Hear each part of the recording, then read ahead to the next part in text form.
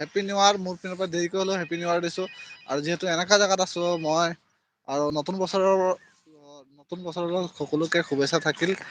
আৰু আজি একদম সন্ধিয়া সন্ধিয়া মানে লাইভ আহিছোঁ। লাইভ অহাৰ কাৰণ এইটোৱে যে বহুত দিনৰ পৰা মই চেনেলত ভিডিঅ' দিয়া নাই। নাভাবিব যে মোৰ চেনেলটো একেবাৰে মৰি গৈছে, ডেড হৈ গৈছে।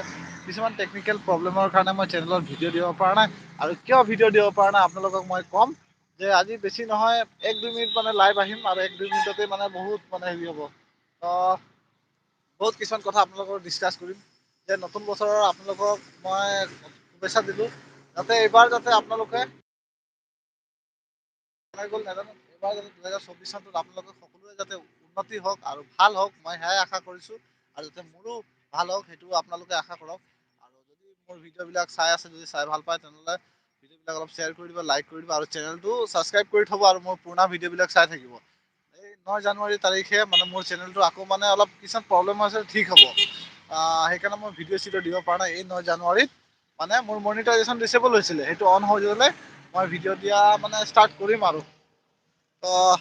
আৰু ফেব্ৰুৱাৰী মাৰ্চৰ পৰা মই ৰেগুলাৰ ভিডিঅ' দিব পাৰিম।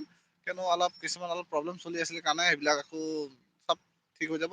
আৰু ভিডিঅ' দিম, আৰু দাড়ি চাৰি এইবাৰ বঢ়াইছোঁ আৰু কাটিম আৰু।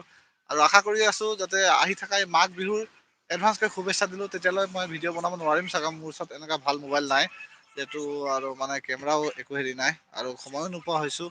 সেইকাৰণে আশা কৰোঁ এইটোৱে যাতে নতুন বছৰৰ শুভেচ্ছা থাকিল। যদি আজি ভিডিঅ'টো ভাল পায় তেনেহ'লে ভিডিঅ'টো শ্বেয়াৰ কৰি দিব, আৰু চেনেলটো ছাবস্ক্ৰাইব কৰি দিব। আৰু বহুত দিন ভিডিঅ' দিব পৰা নাই, প্ৰায় 6 মাহে হ'ল।